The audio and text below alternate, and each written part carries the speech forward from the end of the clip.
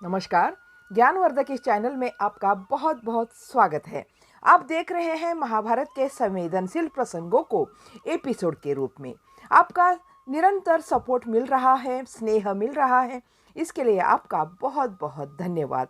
पिछले वीडियो में आपने देखा होगा कि कैसे अत्याचारी कंस ने अपने सभी भाई बहनों को मौत के घाट उतार दिया था, पर वे कैसे मरे इसकी खबर कानों कान किसी को लगने न दी। यह सब पिछली बातें चित्रा ने अनुभव के आधार पर युवधान को बताई थी। चित्रा ने बताया था कि द्रुमिल नामक राक्षस से कंस का जन्म हुआ था। तब युवधान सोचता है कि द्रुमिल आधा राक्षस होगा, वे भी कभी हमारे जैसे मनुष्य होगा। कंस तो नरभक्षक नहीं बना। युवधान को लगने लगा कि अगर राक्षस से पैदा होता तो नरभक्षक होता। उसको याद आया जरासंध भी राक्षस था, आर्य पिता और राक्षस पत्नी से उत्पन्न। इसी प्रकार कंस भी आधा राक्षस पुरुष और आर्य स्त्री के पेट से जन्मा हुआ था। इसी मोह के कारण जरासंध ने अपनी दोनों पुत्रियों का विवाह कंस से कराया था। युवधान सोचने लगा कि कंस के जन्म का रहस्य जरासंध को कैसे बताया होगा, किसने बताया होगा, उसे कैसे पता चला होगा कि कंस सारे भाई बहनों को मारकर शासन कर रहा है। इसलिए सभी यादव भी मथुरा से दूर हो गए थे। प्रजा उसे बहुत खपा थी शासन चलाने के लिए, इसलिए कंस को बाहर से आदमी लाने पड़ते थे। पूर्वी प्रदेशों में जरासंध का अत्यधिक प्रभाव था। युद्ध के माध्यम से ही नहीं, उसने दूसरों को सहायता देकर भी अपने साम्राज्य का विस्तार किया था। स्वाभाविक रूप से कंस को भी इसकी सहायता चाहिए थी। जरासंध को पता चला था कि इसके अंदर राक्षस का खून है, तभी उनके मन में कंस के प्रति स्नेह बड़ा था और उसने अपने दोनों बेटियों को इसके साथ ब्याह कराकर अपना संबंध दृढ़ किया था। जरासंध के प्रतिनिधियों ने अब मथुरा में आकर शासन प्रारंभ किया था। गुप्तचर, शंका, कारागृह जीवन, वध, भयंकर इत्यादि बातें वहां अब बढ़ गई थी।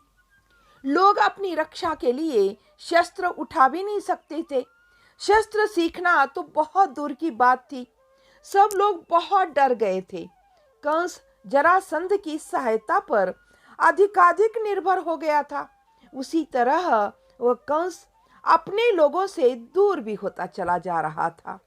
इस कारण कंस का प्रेम पत्नियों पर अधिक रह गया था।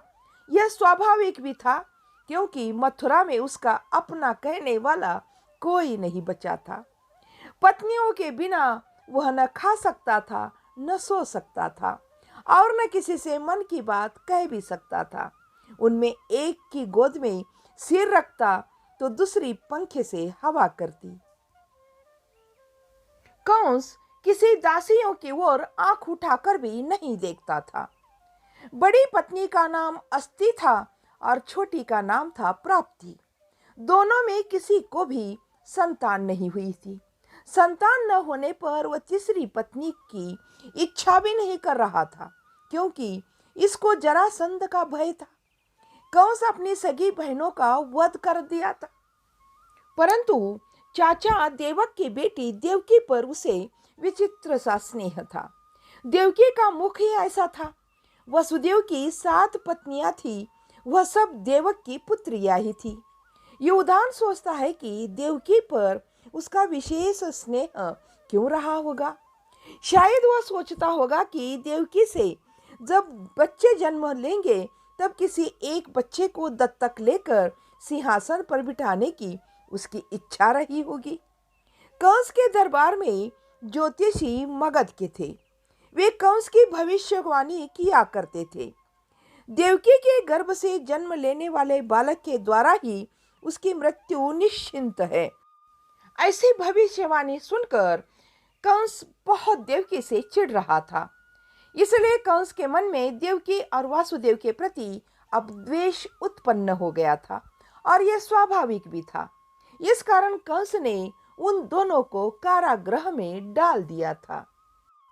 वैसे तो कंस इन दोनों का वध ही करना चाह रहा था, परंतु उसके मन में क्या आया पता नहीं, उसने वध न करते हुए उनको कारागार में डाल दिया था। देवकी और वासुदेव से उसकी मृत्यु होने वाली नहीं थी, बल्कि उससे उत्पन्न बच्चे से उसकी मृत्यु थी। इस कारण कंस ने आज्ञा दी थी कि उसके गर्भ से जन्म लेने वाले हर बालक का इसके सामने लाकर ही वध किया जाए। युधान सोचता है कि कैसा था कंस, इससे वह क्या यह भी कल्पना नहीं की होगी कि उसी के सामने बच्चे का वध हो, उस माँ बाप को कितनी वेदना होती होगी, और वह भी बहन के बच्चे का वध करना। इस तरह उसकी क्रूरता इस सीमा तक पहुंच चुकी थी। बच्चे का वध भी स्वयं अपने हाथ में तलवार लेकर वह किया करता था। युधान यह सब सोचकर थक गया था। गांव के पास के समुद्र की आवाजें आ रही थी, जा रही थी। उसकी बुद्धि के विचारों में फिर से हलचल मच गई।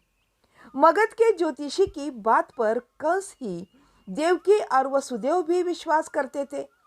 यादव दबे हुए बहुत डरे हुए थे।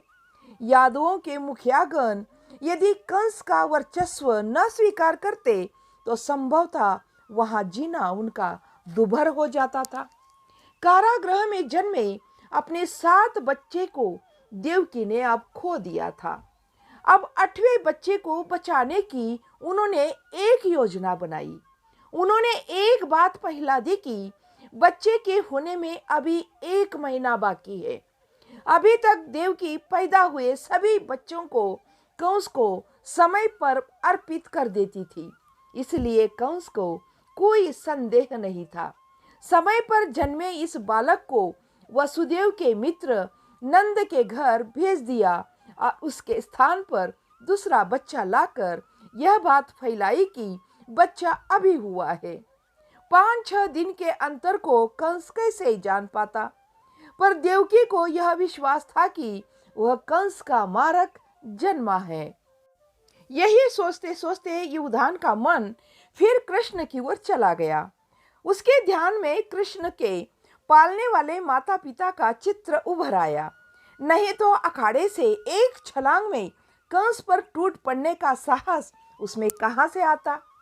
तो इस तरह इस कहानी को अब करते हैं यहीं पर समाप्त। इस कहानी का अगला भाग अगले वीडियो में जरूर देखिएगा। तब तक के लिए धन्यवाद।